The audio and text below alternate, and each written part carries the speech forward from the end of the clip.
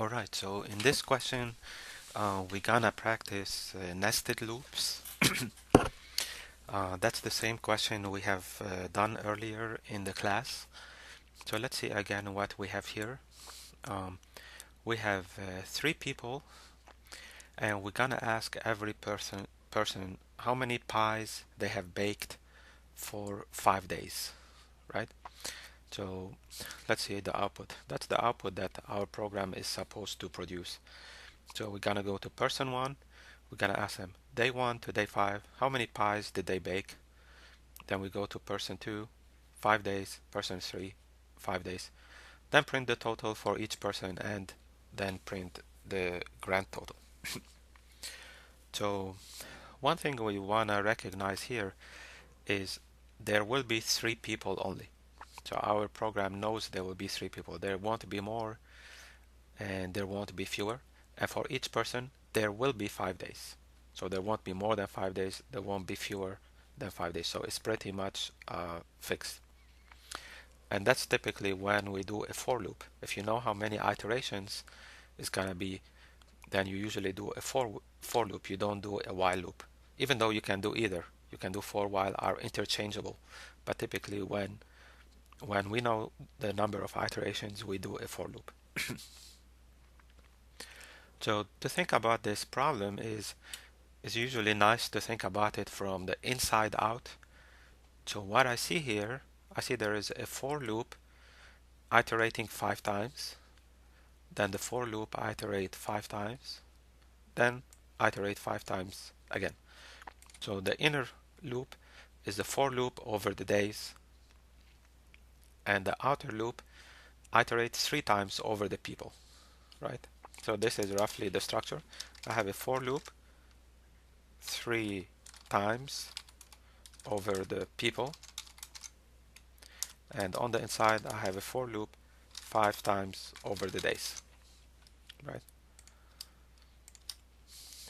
Right, this mirrors the structure of our program. We're gonna do 5 days, another 5 days, another 5 days, which is you see here, and outer loop only 3 people, person 1, 2, and 3.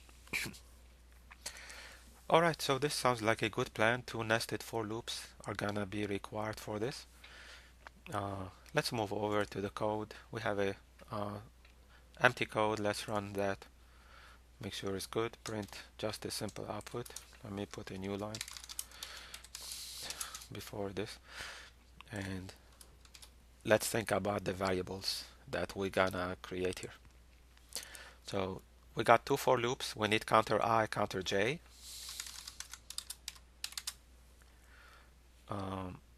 We got user input. Every time I grab user input, it's gonna go into M.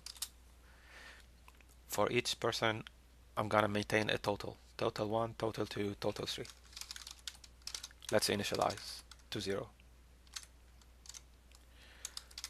Total 3 equal 0.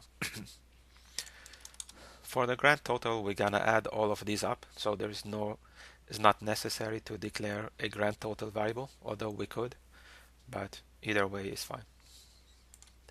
Alright, so let's start to write some code. Let's write the outer loop, which is gonna go over person 1, 2, 3. So the outer loop gonna look like this. I goes from 1 to 3. That's my outer loop. And I'm gonna put a note here says person I. That's important to note because when I goes 1, 2, 3, this means person 1, 2, 3. So inside my program, I designates the person that I'm currently processing. Keep that in mind. We're gonna use this shortly. Alright, let's go here. This is another for loop. This time over the days, 1 to 5. So j equal 1, j less equal 5, j plus plus. Let's do the brackets.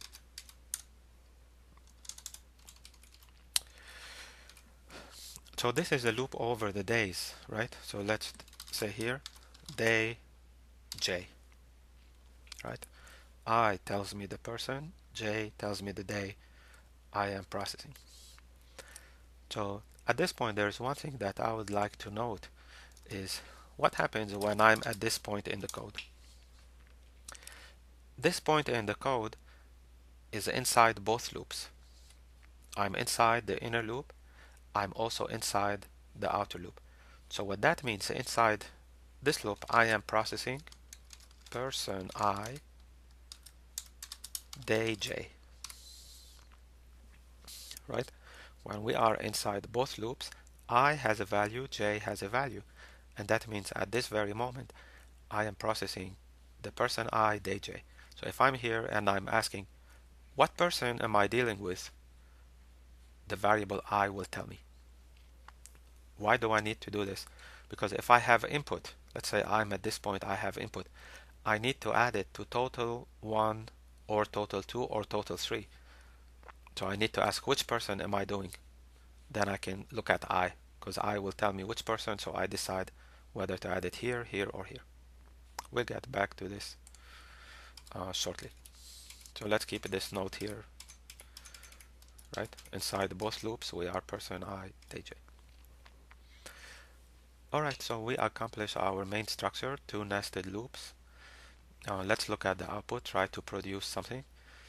So as soon as the outer loop starts, I want to print person and the person number. So that would be here. Printf person, %d, and obviously this would be I. I is the person number. Alright, so that will be person. As soon as I start the days 1 to 5, I'm gonna do day and scanf, right? Day and scanf. So printf day %d. I want to do just one thing. Let me put \n j. So if I run this, you can see we already created the main structure of the program. Person 5 days, next guy 5 days, next guy 5 days, right? That's nice. In the real life, after the day, I need space and scanf. I don't need a new line, right? So we're gonna do space, colon, day, and scanf. Is that good? So this gonna say day 1 colon space and scanf, which sounds like this, so the user can put some value. So let's think about this for a moment. If we got the input from the user, this is the n. I got the input from the user. We're gonna get 5 of them. So I have to decide whether to add it to total 1, total 2, or total 3, right? Because inside the inner loop, I could be at any person, and we already have this to guide us. Person I tells me which person I am now. So I have to look at I, do if-else statements to decide where to add. So if this means I'm at person 1,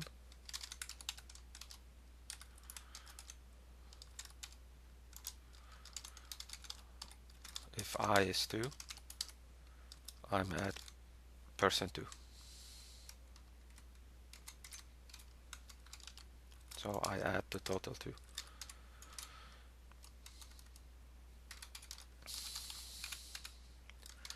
Else I add to total 3. You can put this total on new lines, but it's also okay to put side by side. Keep my code a bit shorter, so I can see all my code on the same screen. That could be helpful. So I think that looks fine until now. Not sure what else needed here. So I think that's pretty much it for the loops. Let's repeat again. So we're gonna loop over 3 people. For each person, we print their number, person 1, 2, or 3. Then we proceed to process 5 days for them. For each day, we print a day number, we get an input. And then we're gonna figure out which I it is, which person it is, to figure out which total to add it to. And that will be pretty much it. I think I need spacing here. This extra spacing probably is not gonna show up. Let me just run that quickly. Yeah, we need spacing, right? So there's space at the transition. So that's the inner loop. When I'm done with a person, I can do this before I move to the next person. So that would do it.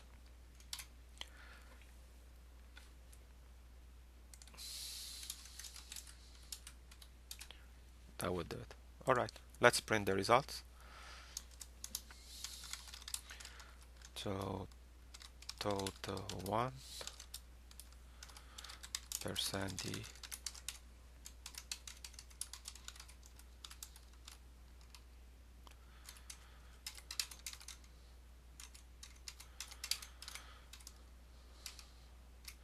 Let's add another line here. I'll print the grand total.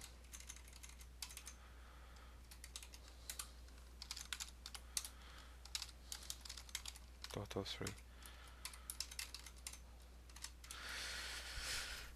Alright, we should be good to go with this. Let's compile and run.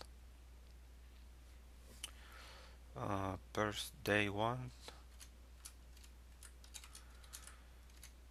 Let's just put 1 to 5.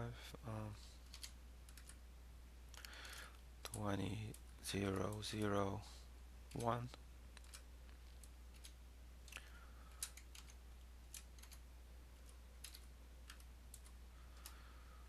Alright, how's that total looks?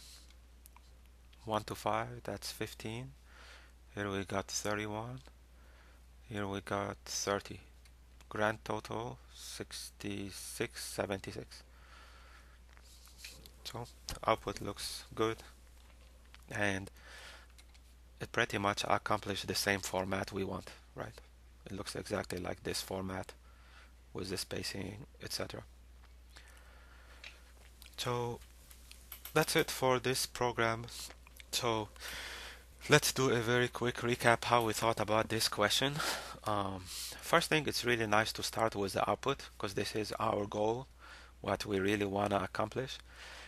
The next thing we did is we tried to think from the problem from the inside out, right? We figure that's a for loop with 5 iterations happening here, here, and here. So we made that the inner for loop, and that's a for loop with the outer iteration. Iterate 3 times, so we did outer for loop here. The other thing that was kind of, I think, important for the problem is to recognize this point. So remember that if I'm inside both loops, I has a value, j has a value, and I want to be aware what these means. It means I am processing person I, day j, right? That's a value of I and j, its meanings. And these were very handy to use here. So I can figure which person we are at, where to accumulate the input value to. Alright, so that's it for this question.